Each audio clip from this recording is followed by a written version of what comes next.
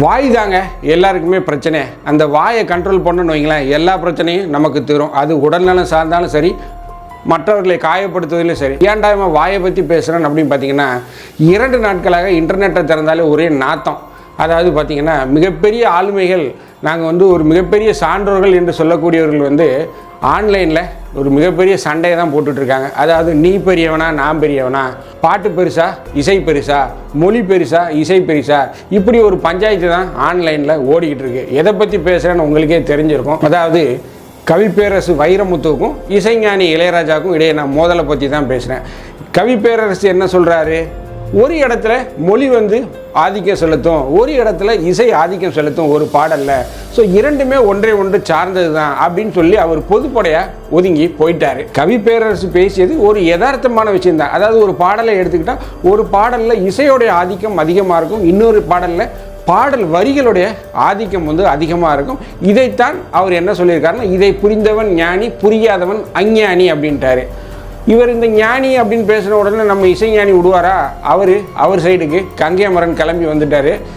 கவிப்பேரரசு வைரமுத்து ஒழுங்காக இருந்துக்க, வாயை பொத்திக்கிட்டு இல்லைன்னா நீ ஒரு வழி ஆயிரு அப்படின்னு சொல்லிட்டு அவரை பொது வழியில் ஒரு மிரட்டாத குதிரான். என்னால் தான் நீ இந்த உயரத்துக்கு வந்திருக்க, நான் தான் உனக்கு சோறு வாங்கி கொடுத்தேன், நான் தான் உனக்கு டீ வாங்கி கொடுத்தேன், நான் தான் உனக்கு இட்லி வாங்கி கொடுத்தேன் இப்படின்னு சொல்லி இந்த சேத்த வாரி இறைச்சிருக்காங்க. எல்லாருமே சான்றோர்கள் என்று மதிக்கக்கூடிய நீங்கள் 2 பேருமே நிதானம் இழந்து இப்படி பேசுறது நியாயமா? அதாவது கவிப்பேரரசை நான் சொல்லலை, அவர் பொதுப்படையாக சொல்லிட்டு போயிட்டார். ஆனால் கங்கை அமரன் ஒரு படிக்கு மேலே தம்பி உடையான் படைக்கு அஞ்சான் அப்படின்னு சொல்லுவாங்கல்ல. எங்கள் அண்ணனை பற்றி பேசிட்டேன், எங்கள் அண்ணனை பற்றி நீ பேசினா உன்னை விடுவேனா அப்படிங்கிற லெவலில் அவருக்கு இறங்கி கலைஞர் கருணாநிதியெல்லாம் எடுத்து, கருணாநிதி இடம் கொடுத்ததுனால தான் நீ வீடு கட்டுனேன், நீ ஆளுங்கட்சிக்கு ஜால்ரா அடிக்கிற அப்படிங்கிற விதத்தில் பேசியிருக்காரு. இதெல்லாம் ஒரு என்ன விதமான பேச்சு? அதை பற்றி தான் நம்ம இந்த வீடியோவில் விவாதிக்க போகிறோம். நான் உங்கள் ஜோசப். வாங்க நம்ம நிகழ்ச்சிக்குள்ளே போகலாம்.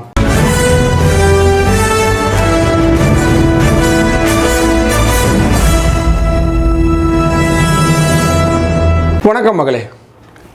கடந்த 2 நாட்களாக இன்டர்நெட்டில் பார்த்தீங்கன்னா ஒரு மிகப்பெரிய சர்ச்சையான விஷயம் ஓடிக்கிட்டு இருக்கு. என்ன அப்படின்னா, மொழி பெரிசா இல்லை இசை பெரிசா? ஒரு பாடலில் ஆதிக்கம் செலுத்துவது இசையா இல்லை மொழியா? அதாவது அந்த பாடலுக்கு இசையமைத்த இசையமைப்பாளருக்கு அந்த பெருமை சாருமா, இல்லை அந்த பாடலை எழுதிய பாடலாசிரியருக்கு அந்த பெருமை சாருமா அப்படிங்கிற ஒரு விவாதம் போயிட்டுருக்கு. ஸோ இதை நிரூபிக்கும் விதமாக ஒரு திரைப்படத்துடைய வெளியீட்டு விழாவில் ஆடியோ லான்ச்சில் கவிப்பேரரசு வைரமுத்து என்ன சொல்லியிருக்காரு அப்படின்னா, ஒரு சில பாடல்களில் இசையுடைய ஆதிக்கம் அதிகமாக இருக்கும், ஒரு சில பாடல்களில் மொழியுடைய ஆதிக்கம் அதிகமாக இருக்கும். அதாவது அந்த பாடலை இயற்றிய பாடலாசிரியருடைய பாடல் வரிகளுடைய ஆதிக்கம் அளவுக்கு அதிகமாக இருக்கும். இது ஒன்றை ஒன்று சார்ந்து வரும். ஒரு இடத்துல இசை ஆதிக்கம் செலுத்தும், இன்னொரு இடத்துல மொழி ஆதிக்கம் செலுத்தும். இது அந்த பாடலுக்கே உரிய இலக்கணம். இதை புரிந்தவர்கள் ஞானி, புரியாதவர்கள் அஞ்ஞானி அப்படின்னு சொல்லி அவர் முடிச்சாரு. ஸோ இந்த ஞானி அப்படின்னு சொன்ன உடனே தன்னுடைய அண்ணன் இளையராஜா தான் வைரமுத்து பேசியிருக்காரு அப்படின்னு சொல்லிட்டு கங்கை அமரன் கொதித்தெழுந்து பேசுகிறார். அதாவது வைரமுத்து அவர்கள் பொதுப்படையாக தான் சொல்கிறார். அவர் யாரையுமே இது பண்ணி ஒரு பெரிய அளவில் தாக்குதல் நடத்தணுமோங்கிற சொல்ல அவர் சொன்ன ஒரு பொதுப்படையாக இன் ஜென்ரல் டேர்ம்ஸில் ஒரு பாட்டில் இப்படி தான் இருக்குன்னு சொல்கிறார். ஆனால் கங்கை அமரன் பேசின விதத்தை பார்த்தீங்கன்னா, ஒரு அரை வேக்காடு அப்படிங்கிறதுக்கு ஒரு மிகப்பெரிய உதாரணம் கங்கை அமரன் தான் நான் சொல்லுவேன். மோடியை அம்பேத்கர் கூட ஒப்பிட்டு பேசினார். அது ஒரு மிகப்பெரிய சர்ச்சையாச்சு. அதுக்கு நெட்டிசன்கள்லாம் கடுமையான ஒரு பதிலடி கொடுத்தாங்க. அதற்கப்புறம் அவர் கொஞ்சம் அமைதியாக இருந்தார். இப்போ மீண்டும் எங்கள் அண்ணனை நீ சொல்லிட்ட அப்படின்னு சொல்லி மிக ஒரு அசிங்கமான ஒரு பேட்டின்னு தான் நான் சொல்லுவேன். அவர்லாம் ஒரு மிகப்பெரிய ஒரு இசையமைப்பாளர், ஒரு பாடலாசிரியர். அவர் பொது வழியில் இப்படி பேசுகிறது ஒரு அரைவேக்காட்டுத்தனமான பேச்சாகத்தான் நான் பார்க்குறேன். என்ன சொல்கிறாரு அப்படின்னா, வைரமுத்து வாயை பொத்து, என்னால் தான் நீங்கள் மேலே வந்த, உன்னை வளர்த்து விட்டதே நாங்கள் வளர்த்து விடலைன்னா நீ இந்த நிலைமைக்கு வர முடியுமா? எங்கள் அண்ணன் ஒரு மிகப்பெரிய மகான், அவரை பேசுகிறதுக்கு உனக்கெல்லாம் தகுதி இருக்கா? நிழல்கள் படத்தில் பொன்மாலை அப்படிங்கிற அந்த பாட்டுக்கு வாய்ப்பு கொடுத்ததுனால தான் உன்னுடைய இந்த பயணம் தொடருது. நீ யார், எப்படிப்பட்டவன்? கலைஞர் உனக்கு வீடு கட்டுவதற்கு இடம் கொடுத்ததுனால தான் நீ எங்கள் வீட்டை கட்டிட்டு மெயினில் இருக்க. ஸோ அப்படின்னு சொல்லி கலைஞர் அந்த திமுக கட்சியெல்லாம் இழுக்கிறார். அவர் எங்கேயாவது ஏதாவது ஒரு அரசியலை பற்றி பேசியிருக்காரா வைரமுத்து? அவர் பேசினது என்ன பேசினார்? பாடல்களில் இசையோடைய ஆதிக்கமும் இருக்கும், மொழியோடைய ஆதிக்கமும் இருக்கும் அப்படின்னு சொல்லி அவர் ஒரு கவிஞர். அவர் வந்து அந்த எழுத்து துறையில், இலக்கியத்துறையில் இருக்கும்போது அவர் தான் சார்ந்த அந்த மொழியை வந்து உயர்த்தி பேசுவதில் பெரிய ஆச்சரியம் இல்லை.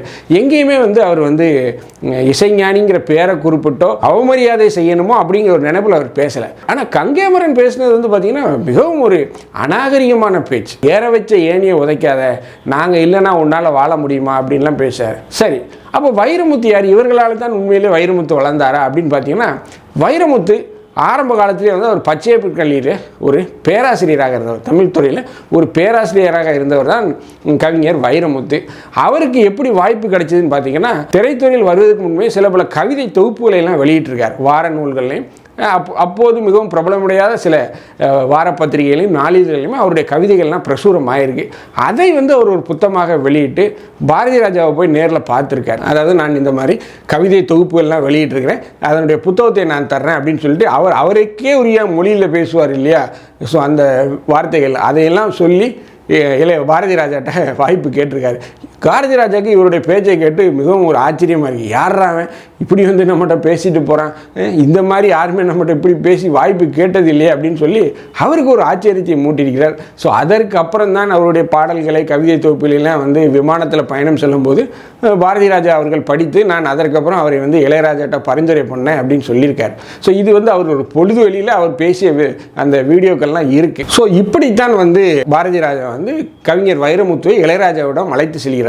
இளையராஜாவா பார்த்து இவரை ரெக்கமெண்ட் பண்ணி வைரமுத்து போய் என்னமோ இளையராஜா வீட்டு வாசலில் தவம் கடந்து வாய்ப்பு கேட்டு அதற்கப்புறம் இளையராஜா கன்சிடர் பண்ணி இவருக்கு வாய்ப்பு கொடுத்தவா சொல்வதெல்லாம் மாதிரி கங்கைமரன் பேசியிருக்கார். அந்த மாதிரி எதுவுமே நடக்கலை. ஸோ கவிஞர் வைரமுத்து பாரதி ராஜா வழியாகத்தான் வந்து இளையராஜாவை சென்றடைந்தார். பாரதி ராஜாவுடைய முழு முதல் அந்த பரிந்துரையின் பேரில் தான் அவர் வந்து அந்த பாடல்களை நிழல்கள் படத்தில் எழுதியிருக்கார். ஆனால் கங்கைமரன் வந்து எங்களால் தான் வந்து வைரமுத்து வந்து இந்த அளவுக்கு உயர்ந்திருக்கிறார் அப்படின்னு சொல்லிட்டு அவருடைய குடும்பத்தையெல்லாம் வந்து இழுத்து பேசுகிறார். அதாவது வைரமுத்து வந்து ஒரு நல்ல கவிஞர், ஆனால் ஒரு நல்ல மனுஷன் இல்லை, அவர்லாம் ஒரு நல்ல மனுஷன் இல்லை, நல்ல மதிக்கக்கூடிய இல்லை, அவருக்கு நன்றி கூட நான் சொல்ல மாட்டேன், கேடுகட்டவன் அப்படிங்கிற மாதிரிலாம் பேசுகிறாரு. பொதுவாக கங்கைமரன் எடுத்துக்கிட்டிங்கன்னா அவர் வந்து என்ன சொன்னார், மோடியையும் அம்பேத்கரையும் கம்பேர் பண்ணார். மோடி எங்கே இருக்கார், அம்பேத்கர் எங்கே இருக்கிறார், ரெண்டையும் ஒப்பிட முடியுமா? மலைக்கும் மடுவுக்கும் இடையிலான ஒப்பீடு. அவர்களையும் இவர்களையும் ஒப்பிட்டு பேசுனா அது ஒரு மிகப்பெரிய பஞ்சாயத்து வந்து. மேலும் அவர் வந்து பாஜகவிலையும் இருக்கார்.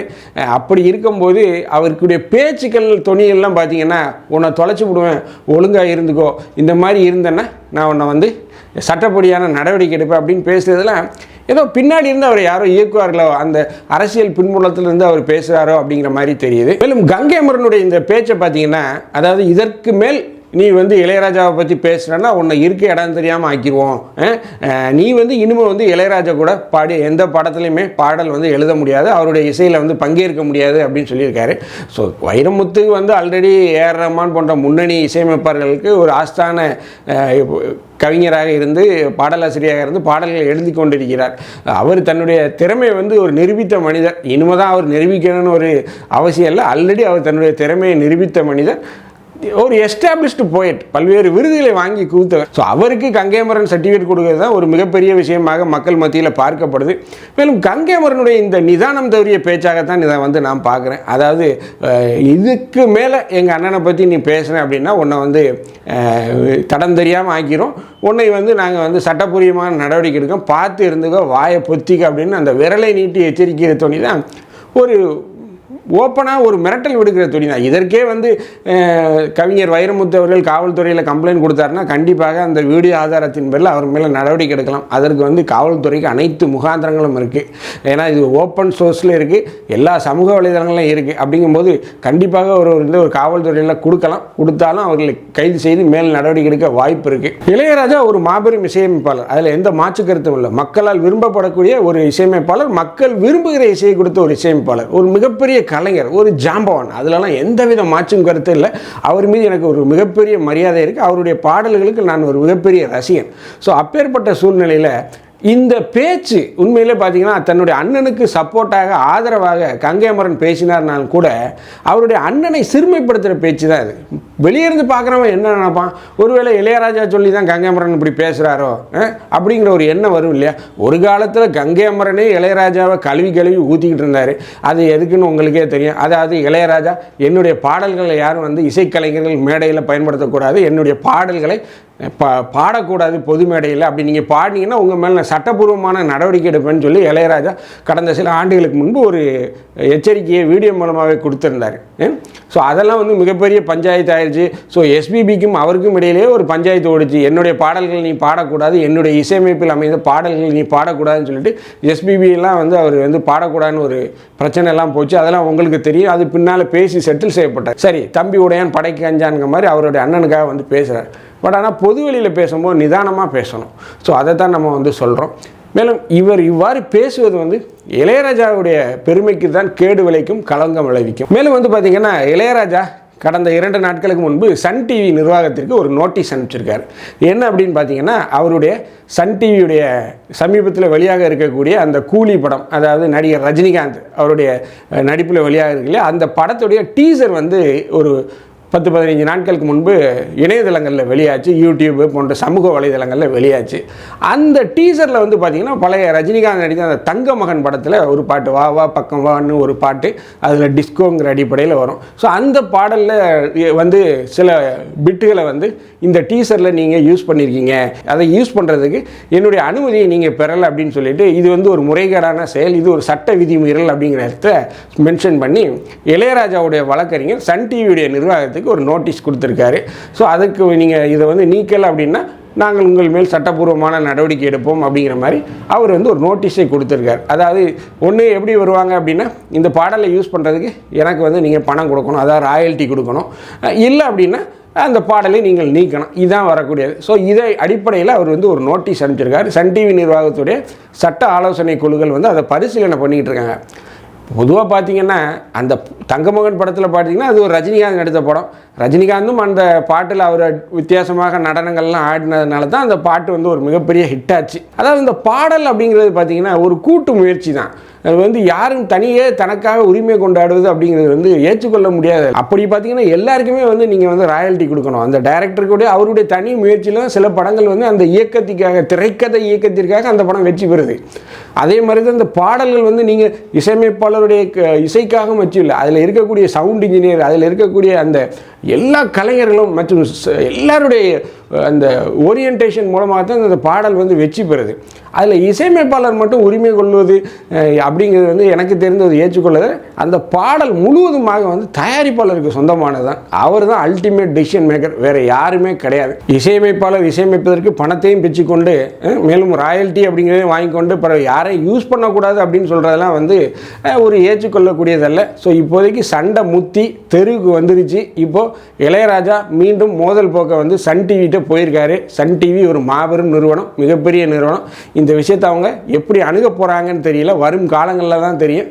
ஆனாலும் இளையராஜா வந்து தொடர்ச்சியான ஒரு மோதல் போக்கை வந்து கடைபிடிச்சிட்டு இருக்காரு. கங்கை அமரன் இந்த மாதிரி பேசுவது, இந்த செயல்பாடுகள் எல்லாமே மக்களுக்கு ஒரு எரிச்சலையும் வந்து ஒரு அறிவுறுக்கத்தக்க விஷயமாக பார்க்கப்படுது. ஏன்னா சான்றோர்கள் அப்படின்னு நினைக்கக்கூடிய இடத்துல கங்கை அமரன், இளையராஜா போன்றவர்கள்லாம் இருக்காங்க. பட் இந்த செயல்பாடுகள் வந்து மக்களை வந்து அவர்கள் மீது இருக்கிற மதிப்பு மரியாதையை வந்து குறைத்திட்டு இருக்கு. இப்போ இருக்க 2K கிட்ஸ்லாம் அவங்க ரசிக்கக்கூடிய பாடல்கள்லாம் ரொம்ப வித்தியாசமான பாடல்கள். ஸோ அவங்கெல்லாம் வந்து இதெல்லாம் பார்க்கும்போது என்னடா ஒரு பாட்டுக்கு இப்படி அடிச்சுட்டு சாகுறாங்களே அப்படிங்கிற லெவலுக்கு 2K கிட்ஸ் மத்தியில் யோசிக்க தோன்றுச்சு. இது உங்களுடைய மாண்பிற்கு இழுக்கு ஏற்படுத்தக்கூடிய ஒரு செயல் தான். இந்த வீடியோ உங்களுக்கு பிடிச்சிருந்துச்சுன்னா தயவுசெய்து லைக் பண்ணுங்கள், ஷேர் பண்ணுங்கள், சப்ஸ்கிரைப் பண்ணுங்கள். மறக்காமல் உங்கள் கருத்துக்களை கமெண்ட் செக்ஷனில் சொல்லுங்கள். நன்றி, வணக்கம்.